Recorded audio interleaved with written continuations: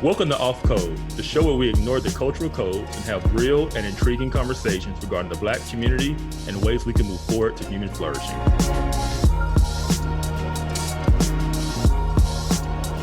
Hello, everyone, and welcome to Offcode. I am Monique Dusan.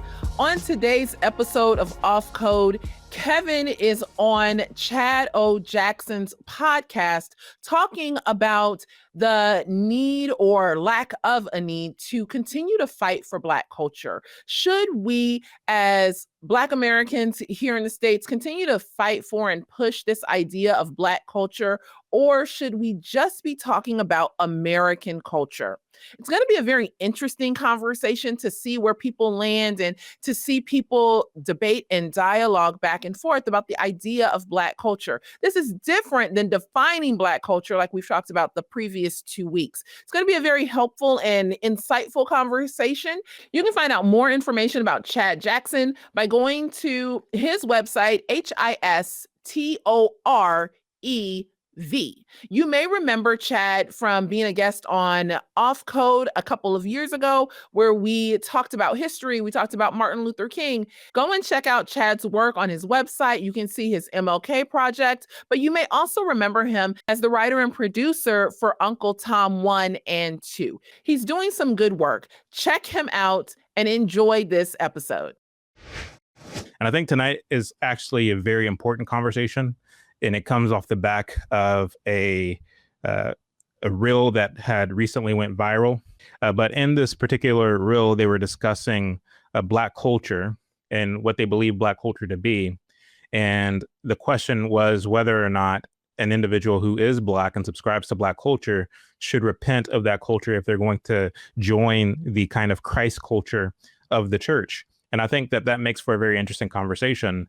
And I think that there's a lot of nuance that is missing from the conversation that came off the back of that reel that people are having. And so one of the questions I want to put to you all before we get into the conversation is, you know, when it comes to critique of what we call Black culture, first of all, what is Black culture? Second of all, once you've established the answer to that question, to the extent that those who are not Black critique the pathology of Black culture, what then should be the response of those Blacks who do not adhere to the culture? Should it be to downplay it and say, well, you know, white people commit crimes too? Or should it be to acknowledge, yes, this is a pathology that is quite troublesome and more people need to call it out? What should be the response? Should it be some kind of synthesis of those two views? Hopefully we can get into that this evening. And I know that my two panelists, Blanchard Robinson, you've seen him regularly on the Cutting Through the Culture podcast that we did for 3 years, and Kevin Briggins, who I've done a number of different lives with and have gone on his show, he and Monique Dusan.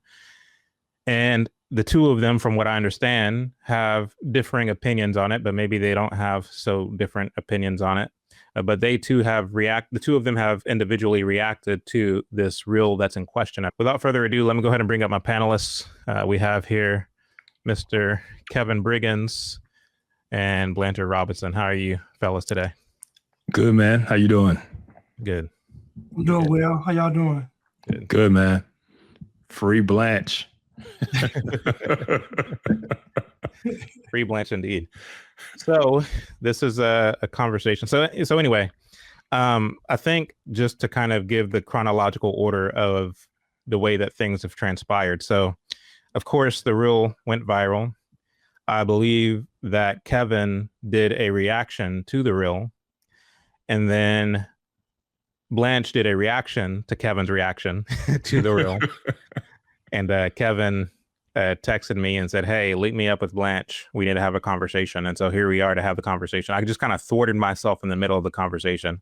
I believe what Kevin was asking for was just a one-on-one, but I wanted to be nosy and be part of the conversation. So here I am. So anyway, how should we get started here? Do you guys think I should play the actual reel? Yeah, I think so. Yeah, I think it'll help. Yeah. Okay. Let me pull it up. Yep. And for context, this is a clip that they clipped themselves and put out. So it wasn't like someone taking them out of context. This is what they put out to promote their podcast. Got you. And is it called King's Hall Podcast? It is. Or did I get that wrong? Okay. Let's say that somebody was coming into our church and they're black, and would they be eligible for membership in our church? Yes, they of course they would. They'd be eligible for membership in our church. But would they be permitted to participate in, embody, and practice what I would call black culture generally in our church? The answer is absolutely not. Why? Because the characteristics that mark black culture as a generalization, in the same way Paul's talking about Cretans on Crete, they are evil, murderous, violent, bestial people. They steal, they kill, they destroy. They are sinful to the core.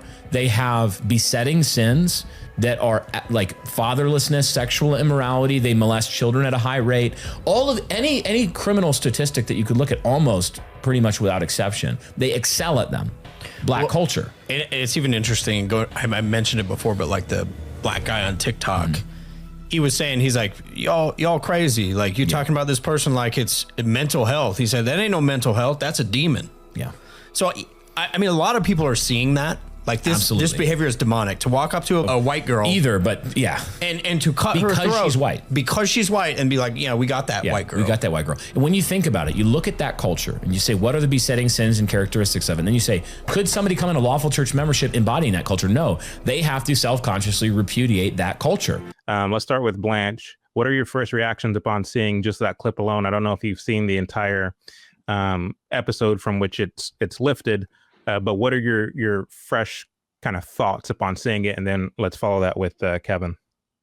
Yeah, so I think in context, he mentioned repudiating that culture. I don't think he means, in my opinion, I could be wrong, but I don't think he means that the element of black culture that is what we call street culture or hood culture is coming to his church.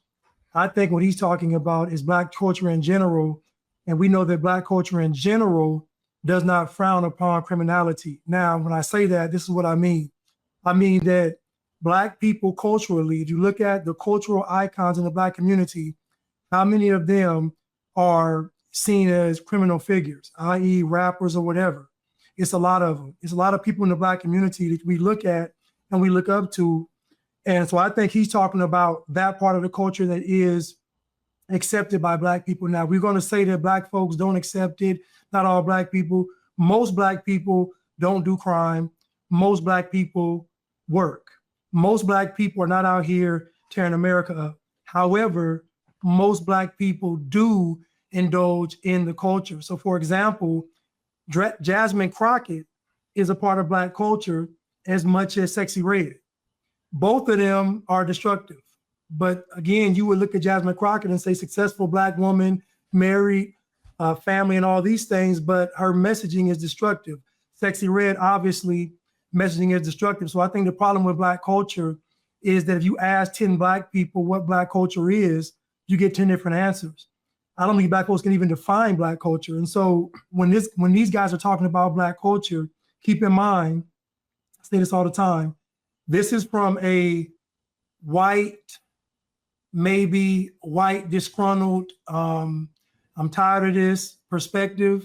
This is not I'm just indifferent, I'm objective. No, white people are tired of being accused of being racist. It was a black fatigue episode. Yeah. And so I think the comment that he made, if he had actually just not been upset when he made it, maybe, or kind of calmed down, it probably came out a little bit differently. But I think because he wanted to drive home the point that it was more like, I'm upset at what's going on, so let me say this.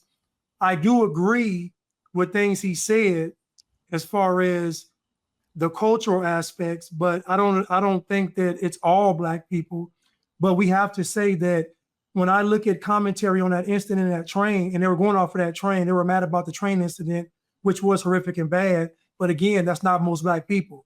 However, if you look at the train, the black folks that was on there was just sitting by and watching, doing nothing. So I don't know. And then one black guy did go and help the young lady. But my point is that there is this overall black culture that is not just accepted, but is promoted.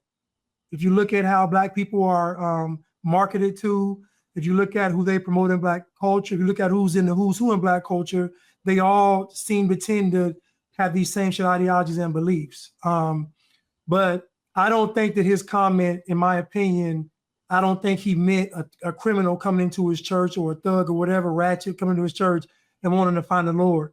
I think he's talking about the aspects of Black culture that the normal Black folks condone. I would say I don't think you can take his description of what he described Black culture and then attach Jasmine Crockett to that. Violent, evil, murderous, bestial people. I don't think we can sit here and say that is Black culture, right? There's a lot of issues I have with Black culture. You know, I don't like Joy Reid. I don't like, what's his name in Atlanta, the pastor?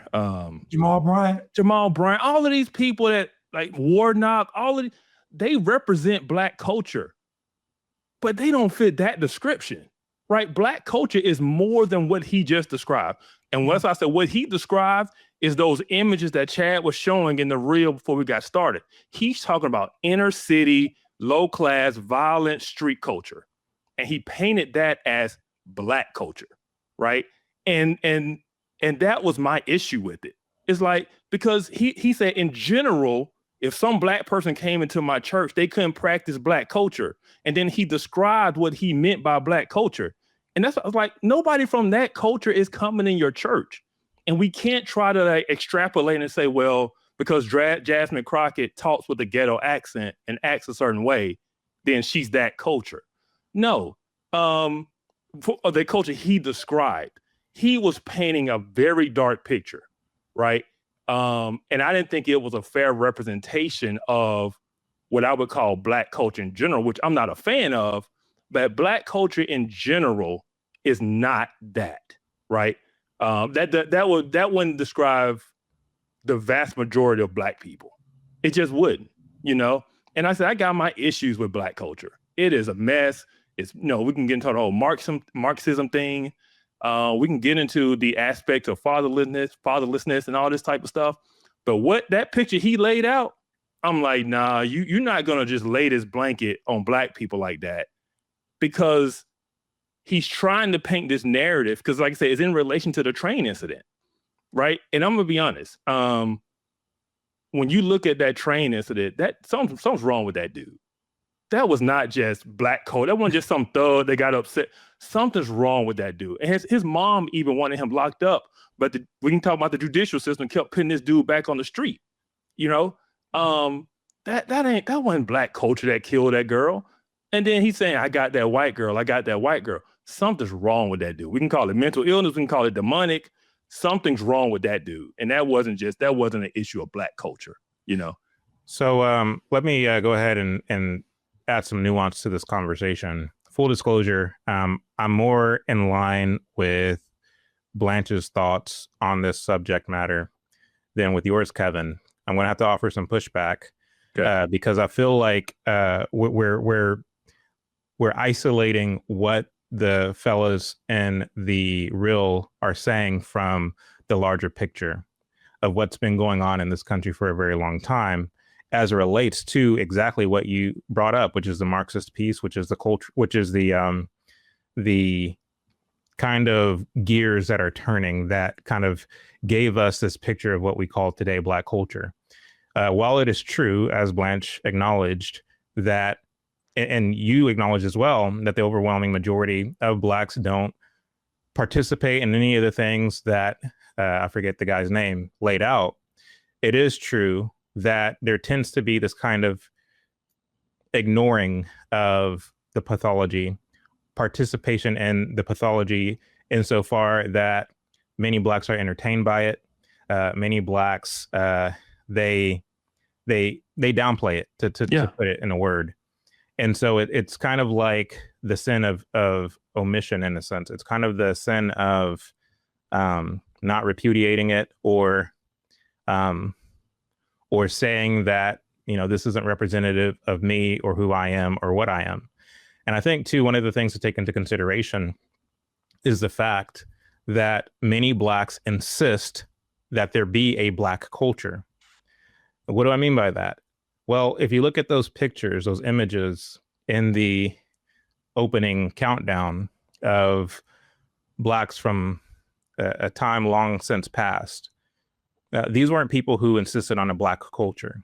Yeah. These were people who were church going, who considered themselves as part of the larger American framework. This idea of insisting on a Black culture wouldn't come until the 60s.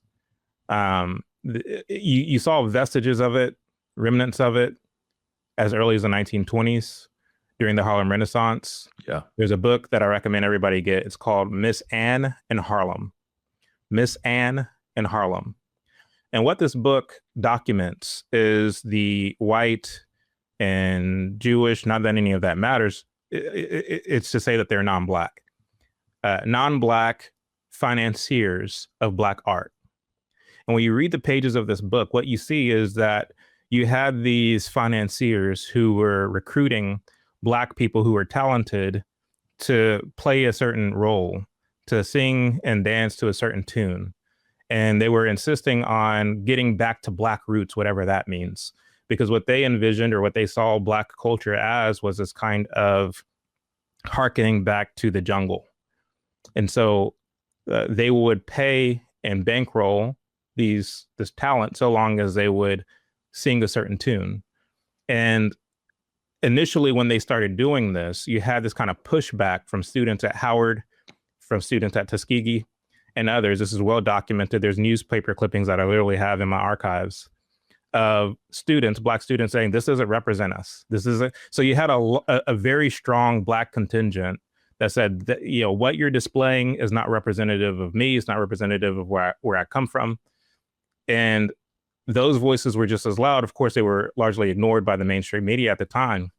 But it seems like over the years, those voices will come less and less. It gets to the point to today where no longer is there the proverbial gatekeepers. I mean, you still have gatekeepers, but in the analog age where you had a few channels, a few publications that kind of put forth an image, we no longer live in that time. We now live in the age of social media where the public square is, for all intents and purposes, meritocratic. Not meritocratic based upon the kind of virtue that the word merit connotes or denotes, but rather merit based upon the desired the desires of the plurality of a given group. So what do I mean by that? Well, when you look at the pages that get a lot of traction as far as Blacks are concerned, they are your Joe Buddens, your D.L. Hughley's, your Roland Martins, and others who do go out of their way to downplay the pathology in Black culture, right? Yeah. And so, yes, you have your criminal element, but then you have your Roland Martins and D.L. Hughley types who are caping for this pathology instead of calling upon Blacks to get their stuff together, right? Yeah. So to go back to the point that I was making earlier, what you see in the 60s and the 70s is this insisting upon a subculture, right? You have the Black intellectuals over the course of the 20th century who are insisting that we not be called Americans, but we be called something else. We want to be called this, and now we want to be called that, and now we want to be called Afro-Americans, and now we want to be called African-Americans, trying anything and everything but being recognized as Americans. And so they insist on a subculture. And so what my point is that you can, on the one hand, insist on a subculture, say that we are not part of the larger American family. We are sub to the larger American family. We are a minority and we insist on being a minority. You can't, on the one hand, insist on minority protected status and at the same time not undergo the kind of scrutiny that comes along with being a subculture. What do I mean by that? Well, when looking at this reel that we just played, and I know it seems like I'm all over the place, but I'm making a point. When looking at that reel that was played, one might be inclined to say, well, it's interesting that these two white men are hyper focusing on Black criminality and talking about bestiality and violence and all the things, when the reality is that white people engage in those things too, right? So you have one contingent that will say that. And then a pushback to that pushback would be somebody who says, well, it might be true that whites engage in criminality, but blacks engage in criminality to a larger degree per capita, even though they are a minority in this country. And so when you insist on being a minority, when you insist on being a foreigner, you invite the kind of scrutiny that comes along with being a foreigner, because people of any group, of any context, are more likely to judge more harshly the foreigner than they are their own. This is just a fact of life. And so kind of, intermix in this kind of pathology that is Black culture, which the society has insisted upon, that Blacks have insisted upon, is this idea of we want to be sub, but at the same time, we don't want to be scrutinized and judged more harshly than the larger society. And so you can't take what the guys are saying as an isolated event, because this is kind of par for the course when you have a group of people who insist on being a sub as opposed to being a part of the larger American ethos. So what would be your response to that? I would say I agree with that. And even in my response video, I kind of made that point of, and that's one of the reasons my video was like, I wasn't upset about it. I understood how they got to that understanding. And I talked about how Blacks have refused to talk about these things in a public manner for the fear of, the whole thing of staying on code, the whole thing of, you don't put family business in the street. And so we have allowed this understanding to be, or this representation, this is what Black culture is, because the silence of the Black community as a whole. I 100% agree how they got that understanding. Like I said, my critique was just that the understanding they have is a very incomplete understanding of what Black culture is, right? And to label basically Black people with those labels, as Paul is talking about the credence and saying, well, this is Black people, I just felt that was inaccurate, and it needed to be addressed, because I sent you guys that graphic that I had created that kind of represented what I saw Black culture is. And I used Delano's 5 Ps of the preachers, the professors, the pundits, the performers, and I always forget the last one, but you have these different groups that really influence Black culture, and when you look at all of those various groups, they don't fit that description that they laid out. We know that pathology exists, right? We understand 13% of the population, 50% of homicides. We know Memphis, Birmingham, Detroit, Baltimore. We know these places that are really bad and all these murders are committed. But as I told them when we were talking on X, there's a difference in committing 50% of the murders and 50% of Black people committing murder. You know what I'm saying? There's a big difference in that. And so, yeah, we know there's a pathology of issues within Black culture, within the Black community, but it is a minority sect of what he described. Well, let me ask you this, Kevin. So I think that to the extent that reels like that come out from white men, the spotlight is then put on people like yourself and like Blanche. What will be the response, right? Yeah. And I think that we have a duty to handle that spotlight with care. I agree. And so with that being said, we have to be very calculated and measured in how we respond. Because and it's a weird position to be in, because you can possibly run afoul of doing what many Black Americans tend to do, which is to downplay the pathology. Because, I mean, if your point is that there needs to be more calling out of the pathology, what I see, like for me, how I handle situations like that, and I've done it before. Like, I mean, Killer Mike, he went on Club Shay Shay and he said something about me. And for me, like, I saw it as an opportunity. He accused me of, he said, who's paying Chad, right? So that was a big scandalous thing. And you'll notice I didn't even address that. I don't know if you saw my reaction to it. Yeah, I did. But I didn't even address the whole who's paying Chad thing. Anybody can see who's paying me. Just go to my website and you can see that we're crowdfunded. What I took it as an opportunity to do was to raise a question over the matter at hand, as far as I'm concerned, which is, King did more to damage Black America and America at large than he did to benefit and to help it. So I saw that as an opportunity to really push a higher and a more noble agenda. And so for me, what these guys bring up, these two white guys in this clip, is something that I think is worth talking about. And to the extent that I put the focus on them and they get it wrong and they're talking about all Black people, I think that distracts from the fact that the pathology does need to be called out because it is at odds with the gospel. I mean, we're dealing with the backdrop of a certain contingent who has captured the institutions that insist that Christianity is one and the same with quote unquote whiteness. Yeah. The church that I used to go to.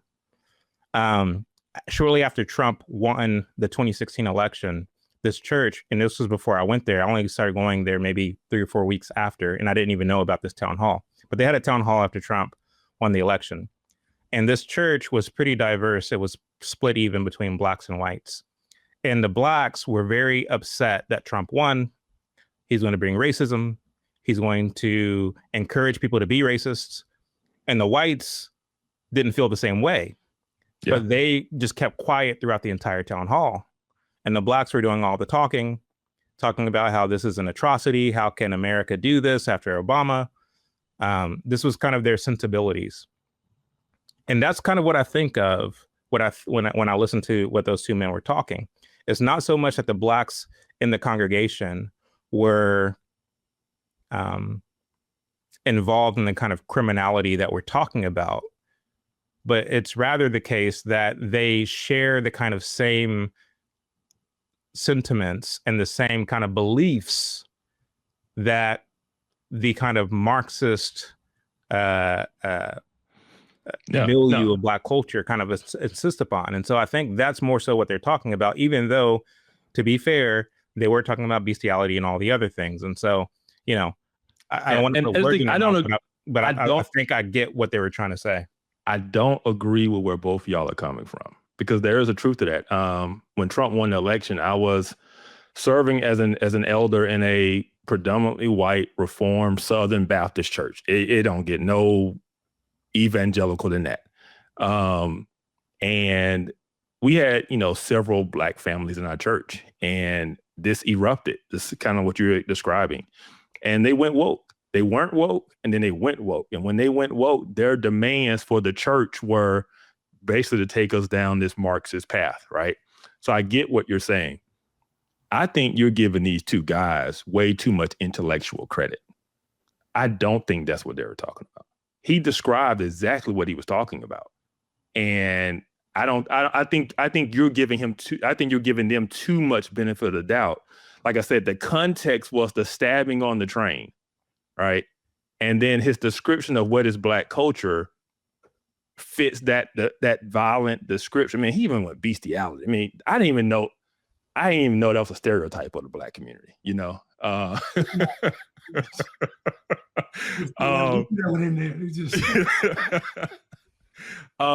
so I see your concerns. I know where y'all coming from, and I'm in alignment with y'all. I agree with everything about Black culture, how we got here, started in the 60s, the infiltration, Manning Johnson in the 1930s. I understand what took Black culture down from what Black culture used to be. I understand how we got here, and I understand what the problems are. And if he had described Black culture in that manner, I would have been like, absolutely. Well, the thing is, when it comes to Marxism, because we are living in a world where Marxist ideology dictates conversations. Mm-hmm.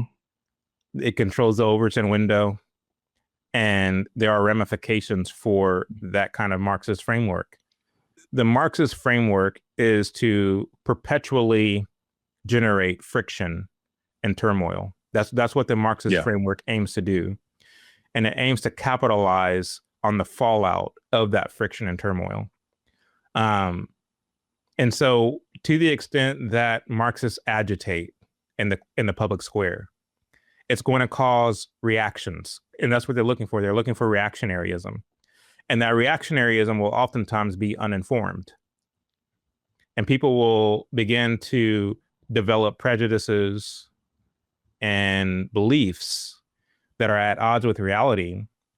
because they're coming from a place of reactionaryism more so than understanding the Marxist playbook and how it works.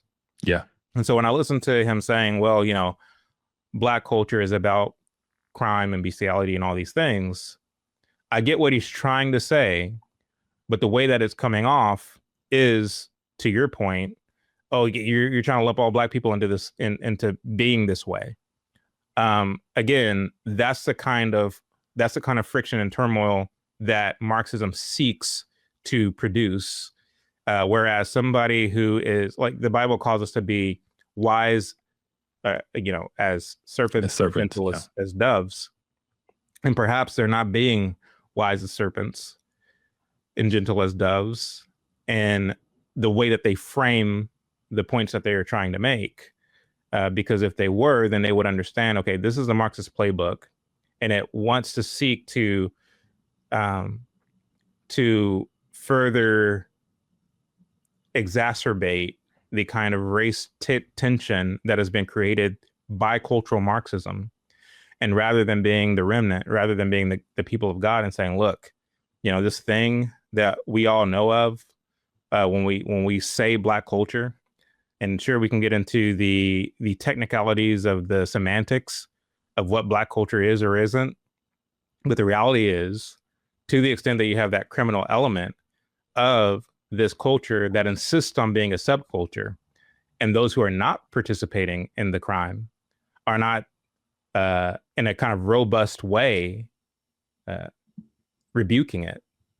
We don't want this. We don't want people coming into our congregation and being part of our body who are not willing to repudiate and to, in a sense, rebuke this culture. Because in fact, we as Christians, we're called to be a people who are set apart. Once we weren't a people, and now we are a people. And so, you know, when we're born again, when we put our faith in Christ and we take up our cross and follow him, we die not only to ourselves, but we die to our upbringing in a real sense. We die to the teachings that have been instilled in us from the cradle. And we choose this day to follow Christ and to cling to his words, cling to his teachings. I mean, Christ said, like, if you don't hate your mother, your sister, your family, you're not worthy of being my disciple. What is he saying? That I am to take precedence over everything and everyone in your life. And so a lot of us, we try to have it both ways. And this doesn't only pertain to Black culture. This pertains to a whole bevy of things where we want to keep the world and want to keep Christ too. Black culture is a concoction that has planted its stake in this world. It just is. It doesn't matter if you're criminal or not. Like, Black culture is worldly. It just is. And so, like, you're still going to like certain foods. You're still going to listen to certain music and all the things. And hopefully we are ever being sanctified in Christ as we pursue him. We read in James, draw near to God and God will draw near to you. And so he's constantly sanctifying us and making us new. But again, we still have to establish, what is Black culture? Is it something that's just this kind of, neutral thing that is made up of cuisine and music and, a certain like for certain things? Or is it a political statement? In many cases, we find that it is, in fact, a political statement. That's what, I mean, if you look Blackness at the intellectual undergird of Black culture over the course of the 20th century, which is given rise to the way that we subconsciously view Black culture today, it is a political statement. If you are in a public school and you find yourself to be in February and you're looking at Black history, I say all the time that you're not actually studying Black history, you're studying Marxist history with Black faces. And to the extent that we think about Black history, we think about the struggle and how certain Black activists have helped to lead their people through the struggle by way of activism, and Marxist activism at that. And of course, by and large, they don't call it Marxism, but that's actually what it is. Yeah. And so Black is more than an ethnicity, is more than the color of one's skin. It's a political statement. And so if we're dealing with that definition of what Black culture is, and I know everybody has their own opinion, then that is something that needs to be repented of, in my view. 100%. And if he had given that definition, I would be like, amen. You know, but he wasn't talking about supporting abortion. He wasn't talking about, you know, supporting LGBTQ, supporting the Democrat Party platform. That's not what he described as, you know, the pathologies that Black culture in general needs to repent of, liberation and all of these types of things. No, he went straight to the violent, murderous, evil stuff, right? And like I said, I think you guys are giving them way too much intellectual credit as to what they believe Black culture is, as to what you believe Black culture is and what defines it. And I think you're on two different pages from them, you know. Blanche, chime in here. Yeah. So I think that now I don't think his intent, the pastor's intent, was to welcome Black members to his church. I don't think he wanted to exclude them, but he wasn't trying to welcome them. I think that he was making a statement.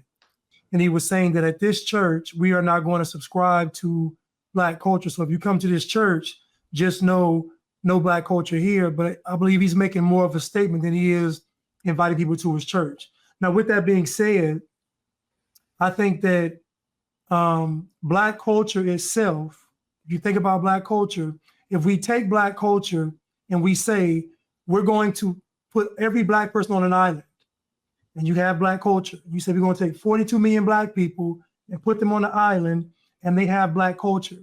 Do you honestly believe that that island with all those Black people with Black culture that is going to function and is going to thrive? Now, I'm going to hold on to that question. Now, when my grandparents were from the early 1900s, my grandparents, they were probably the epitome of what you call the American family, but that wasn't Black culture. That was Black people that were perfecting what you call Western culture or American culture. So it was just right, because decency is universal. There's no ethnicity that has a monopoly on it. So it's just a flare of Blackness with the already established culture, and also the foundation of that culture was Christ. So we can say the church, we can say God, Christ, everything, all those things. But however, what Black people did was they created something to even go against that. Yeah. So not only were Black people going against Western and white culture, they were going against the Black version of it too. So they went against it completely. And now, if we look at the numbers tell you what Black culture is. So if you look at the Democrats, Black people are voting 90+% Democratic. When polled, you got 60% of Black people in favor of socialism, 40% of Black people in favor of capitalism. So abortion rates, we can go to homicide, forget the crime. I'm talking, we can exclude the subculture of Black people. We can exclude it. They just had 2 shootings at Black colleges just these last week. They had 2 shootings. People died on the college campus. Now, 40% of the corporate Black workforce comes from HBCUs.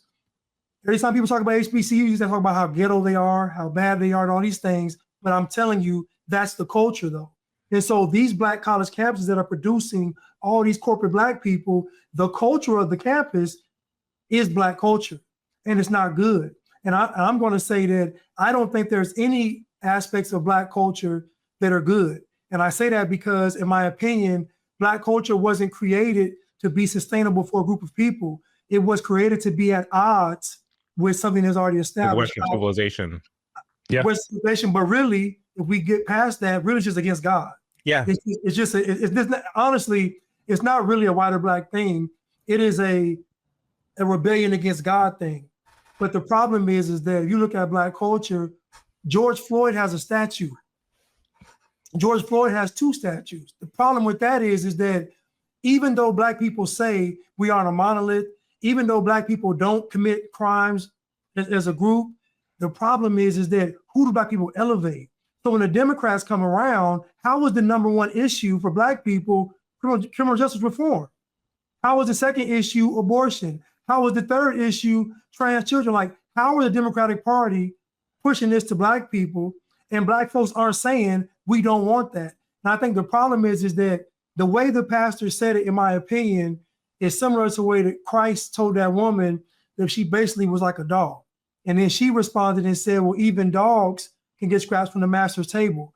And I love that verse because that was an opportunity where she got tested to be offended, but she wasn't.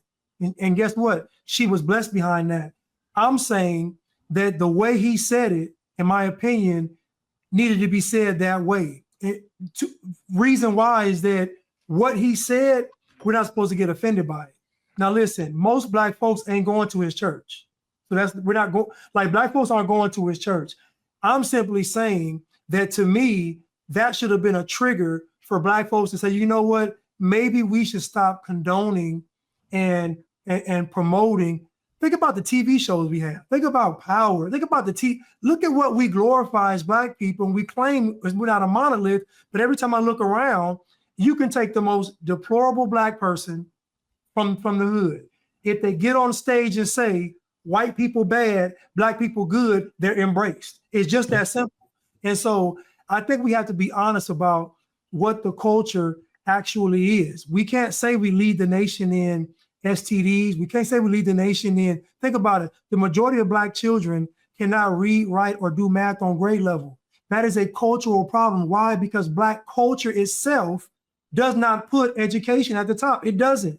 And so I'm not saying all black people. I'm saying that when it comes to black culture, the majority of black people will come to its defense more than it will be condemned. And I feel like if black people just get back to biblical values, this stuff gets erased tomorrow. The problem is that the culture has now overridden what our grandparents did, maybe what our parents did. And so now you have Jamal Bryant with a communist fist in the pulpit. Now you got Kamala Harris putting on blackface. Now you have all these black people, celebrities, even intellectuals. Just think about for a second, who do black people elevate? And my thing is, they're not going to elevate Kevin Briggins. They're not going to elevate Chad Jackson. They're not going to elevate Free Blanche. Who they're going to elevate is the people that most identify with the culture. The reason I brought up Western civilization, Blanche, is because historically, what has undergirded Western civilization is a Christian ethic. And so, yes, by coming against Western civilization, essentially they're coming against God because of the fact that a lot of what we look at in terms of our laws historically, in terms of what we look at with the kind of framework of what is America or what is Western civilization, it has been undergirded by a Christian ethic. Hey guys, I want to take a quick break to tell you where Krista and I will be speaking very soon in Indianapolis. We'll be right back. Truth and courage. Christians need a good dose of both in this current cultural moment. That's why you need to be at the 2025 Maven Conference. We are going to look at the anti-Christian culture that we're currently in and the unique challenges that it presents to us. The challenges of expressive individualism, the authority of the self, and how that dominates so much of our society. And then also critical theory, the ideas that permeate every institution. And families and students need to figure out how to navigate those challenges. So join us in Indianapolis on Saturday, November the 8th, where you'll get a good dose of both truth and courage to help you navigate this challenging world. Go to mavenconferences.com to register.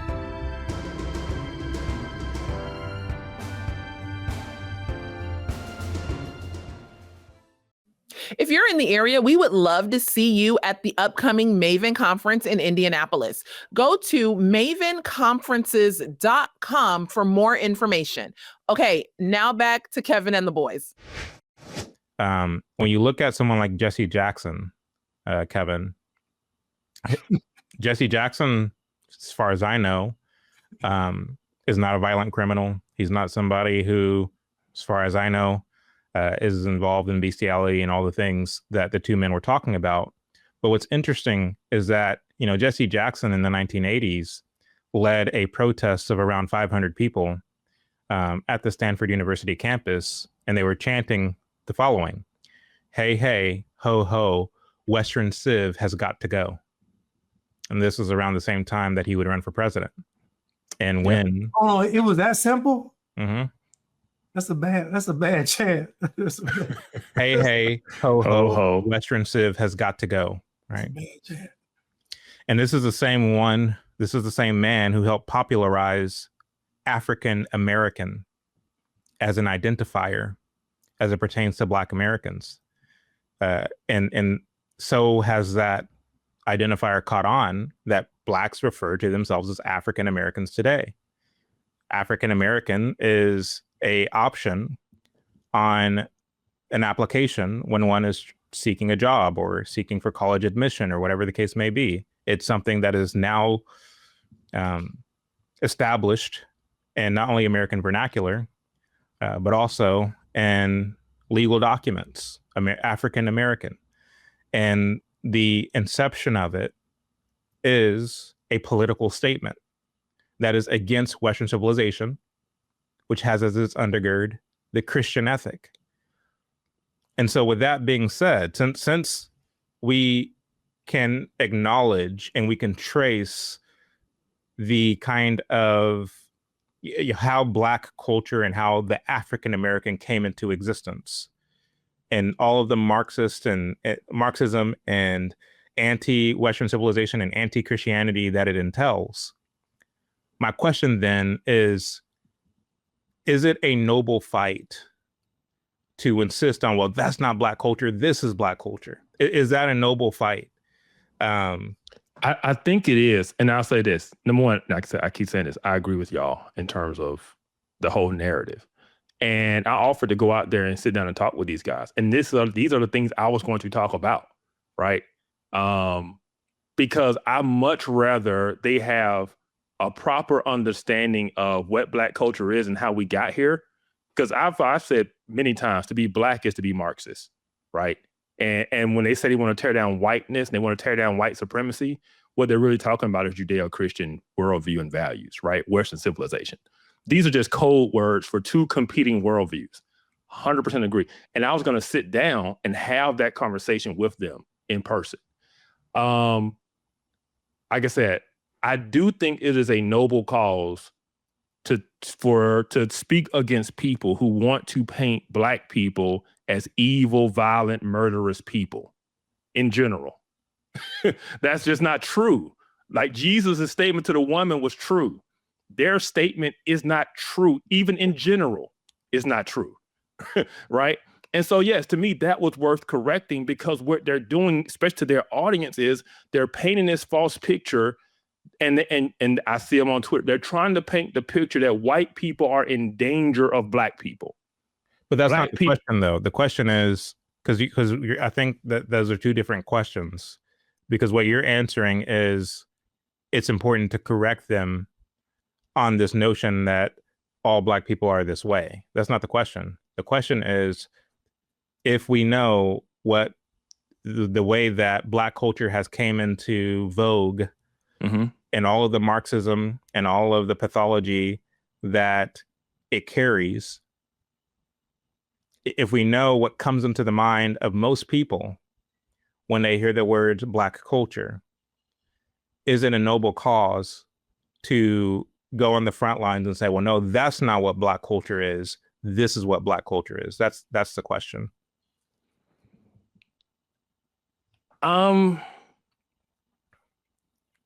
Because you're taking something, not you, the proverbial you is taking something that has been meticulously concocted and fabricated for a century. And you're coming along and saying, no, that's not what it is. This is what it is. And so what's not being questioned and what should be questioned is the fact that from the very inception, there's this insistence on a subculture. And so for me, wouldn't the more noble cause be to say that I'm just as American as the next man, irrespective of ethnicity? Shouldn't that be the more noble cause? And it is, but it does exist, though, right? Shouldn't there be a more nobler cause than that, as far as Christians, irrespective of race, and saying, regardless of what this culture is or that culture is, I'm part of Christ's kingdom, which I know that you do on a regular basis, Kevin. Yeah. But that to me seems to be more of a nobler cause. And secondarily to that, a nobler cause would be to say, you know, regardless of what they concocted in a Hollywood basement, I'm not an African American, I'm an American. And so, you know, I'm not going to fight to say, no, I want to take back, or I want to take control of this subculture, and say that what they're saying this subculture is not the reality. What I'm saying, you know, what this subculture is, that's what we should go off of. Does that question make sense? Yeah, it does. And I'll say this, I sent you guys the graphic that I created, but I didn't send you the text that I wrote with it. And one of the things if you notice on that graphic, there is no representation of us on that graphic. There is no Booker T. Washington. There is no Black conservatism, because that's not Black culture, right? Because I was trying to give a picture of what it is they're seeing, right? I wasn't trying to claim it. I wasn't trying to own it. I wasn't trying to reform it or shape it. I just wanted to give them a picture of this is what you're seeing and why you're seeing it, right? That was my whole goal. I have no ambition to reclaim or reform what the identity of Black culture is, because I just don't think that. Yeah, my identity is in Christ. You know, I don't care. My goal was to help them have a better understanding of what it is they're seeing. So when they talk about these things, they don't paint this very ignorant picture, in my view, in my understanding, of what Black people are. Because he says in general, and in general, that's not what Black people are, right? There are over 40 million of us in the United States. If we were murderous, evil, violent, bestial people, you would know it. It would be a lot worse than what it looks like on the news. But you have a bunch of guys who sit in Ogden, Utah, whitest place on earth, and they're giving this thing about what Black culture is, and if a Black person walking to they have no clue what they're talking about. That was my whole point. You have no clue what you're talking about, and you're painting a very dangerous picture for your audience. Because like I said, the context is the girl getting killed on the train by the Black guy, the white girl. And they're trying to paint this picture that white people in general are in danger of Black people, right? And that is what I'm trying to combat, because it's no different than what Black people was talking about with the BLM and the police shootings. Black people are in danger. We're in danger of white people. We're not safe. They're doing the same playbook. Yeah, everybody wants a boogeyman. Yeah, exactly. And I'm just like, no. And like I said, I reached out to Virgil. Virgil and I offered to go out there and sit down with these guys and kind of have this conversation. But they never responded. And so, they saw the message, but they didn't respond to it. And so, yeah, that's where I'm coming from. That's what my heart is. Because like I said, man, I agree with y'all. That's why when Blanche made the video, I was like, Blanche, what you doing, man? It's friendly fire. I'm getting shot. I was like, okay, you're not seeing where I'm coming from, what I'm trying to do, and how I'm seeing this. Now, these dudes are doing the same thing that BLM and all them was doing, man. They're taking these high profile incidents, right? And they're using these to try to paint a picture. And it's just not an accurate picture. It wasn't an accurate picture that Black people were getting gunned down by the police. It's not an accurate picture that white people are getting murdered by Black people. Like, because they're doing the Carmelo Anthony thing. They're doing the Ukrainian girl on the train. Yeah. They're doing, they're trying to take these high profile incidents. And they're trying to paint a picture. And that's why his character of what Black culture is in general was very dangerous. And I felt needed to be corrected, So I would say that, and listen, I understand 1,000% where you're coming from, because I talk about this all the time about how when, let's say, this segment of the white population, when they are discussing Black people, they don't take into account the history of communist influence, Marxist influence. They don't understand that we've never seen in a society a group of people under communist programming for over a century. We've never even seen it. Yeah. And so that needs to be studied. It needs to be talked about. It's a very nuanced conversation. And I talk about how white people are looking at this situation. It's a very look at it from results based on how this thing started. And so I don't think the intent of what he was saying was to bring Black people to his church or to say that his church is a virtuous church. I think he was making a statement as how can I say this and then hide behind the Bible, hide behind Jesus, hide behind the church? It's kind of like I can throw the rock and hide my hands.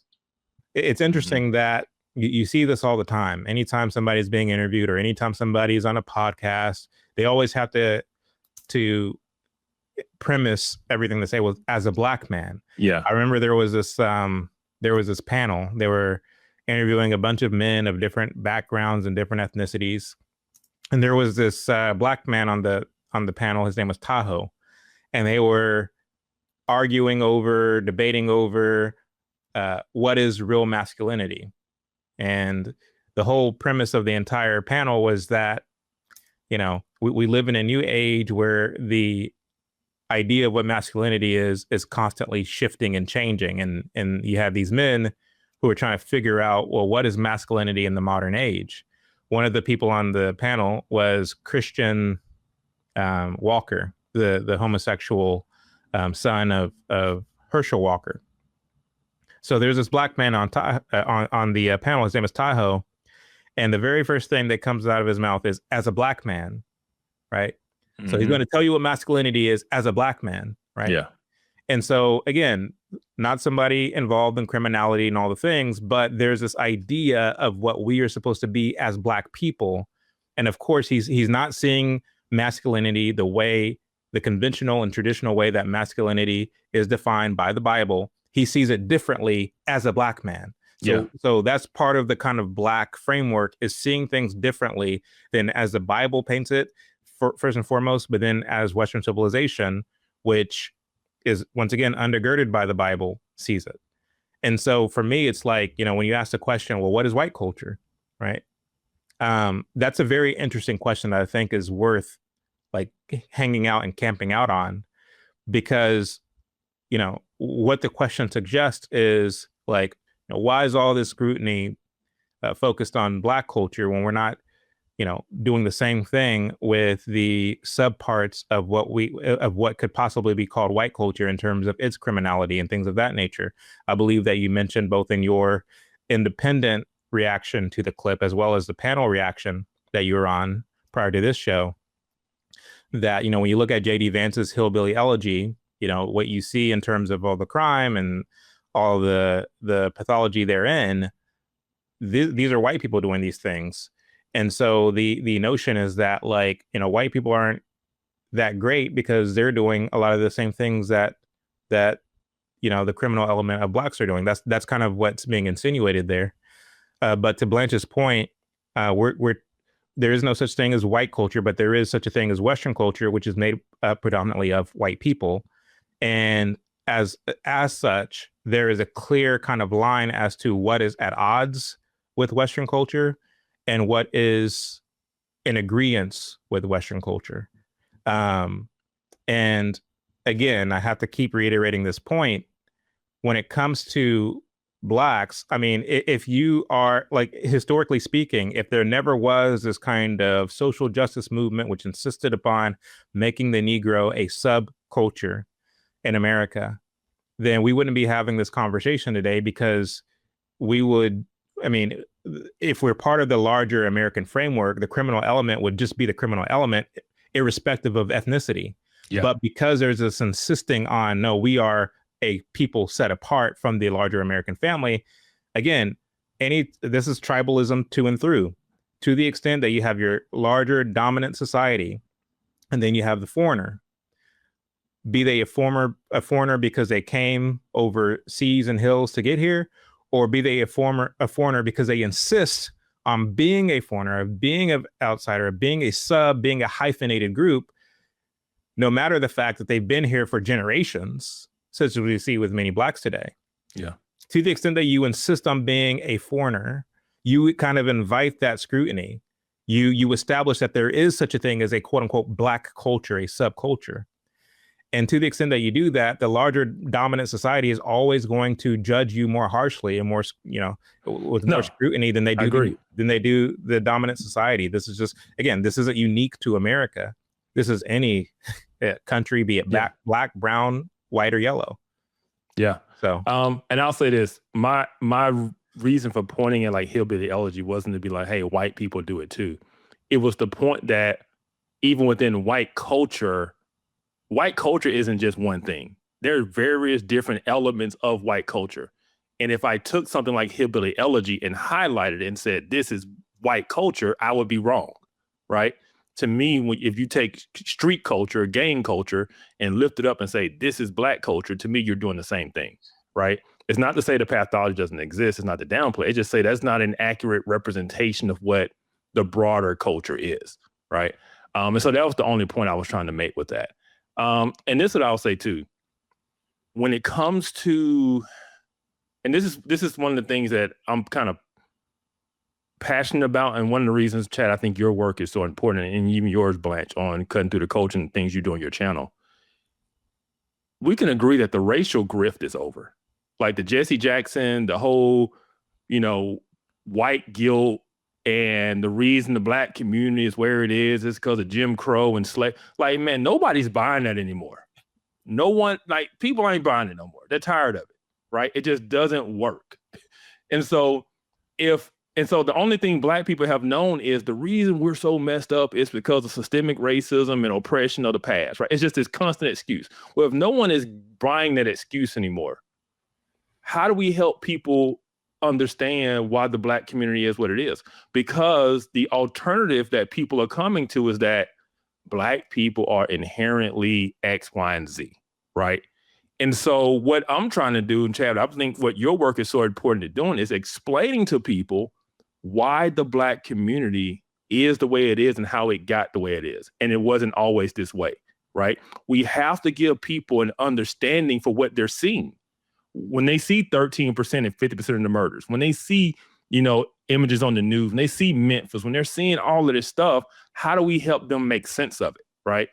And I believe that the narrative that you tell, Chad, of Marxist infiltration, the black community giving into it, black liberation theology transforming the church, the civil rights movement turning the church into an activist movement versus, the things they should have been focused on, which is righteousness and holiness, evangelism, discipleship, the things God has called them to. And, you got the sexual revolution, you got second wave feminism. You have all of these things impacting the black community in the 50s and the 60s, right? And we see this steep decline. We talked the Moynihan report, right? 25% of black kids were born out of wedlock in 1965, and it was a crisis. By 1985, we're near 75%. What happened between 65 and 85, right? So helping people understand this narrative and this story and saying, man, the black community has been hoodwinked, right? We have left God. We have adopted this Marxist liberation ideology, even when we don't know it. All the black leaders we're told to watch and listen to, W.E.B. Du Bois, Dr. King, Langston Hughes, all of these people who were, all of these people who were told to just embark on this identity of blackness is all struggle and oppression. And it has molded the black community, it's molded the black mind to where you got the Roland Martins and all of these people are caught up in this mindset that is largely a Marxist mindset of oppressor and oppressed. And black people, to be black is to be oppressed, right? And so if you don't see yourself as oppressed, if you don't believe black people are oppressed, then you're not black. If you don't have a struggle, then you're not black. We will make sure we always have a struggle because that is what it means to be black. And that is a defeated victim mentality mindset of a culture to have. You're never going to go anywhere, right? And so helping people understand where we are and how we got here, to me, is important versus them on the outside and coming to their own conclusions because the black community won't speak up about these things, right? Yeah. And so that has been kind of one of the hallmarks of my work. And one of the reasons I tried to approach that video that way from an educational standpoint, it wasn't to downplay the pathologies. It wasn't to say, well, white people do it too. It was to try to give them a broader understanding of what they're seeing, right? Because I'm telling you, you listen to their podcast and some of the other podcasts that are associated with them, they're coming to some conclusions that black people are just X, Y, and Z. They're coming to the conclusions of the curse of Ham and all of these different things, right? They're coming back. And if we do not help the broader public make sense of what they're seeing out of the black community, now that they don't believe the whole oppression narrative, yeah, they're gonna draw their own conclusions, and the conclusions they're coming to are not good for us or for them. I hope you've enjoyed this episode of Off Code and the conversation on, do we fight for Black culture or not? We would love to know your thoughts. So put them in the comments. Is Black culture something we should be fighting for? Or is it something that we should let go of and just hold on to the more overarching view of American culture? Make sure to like and to subscribe to our show, and we will see you next week. Bye.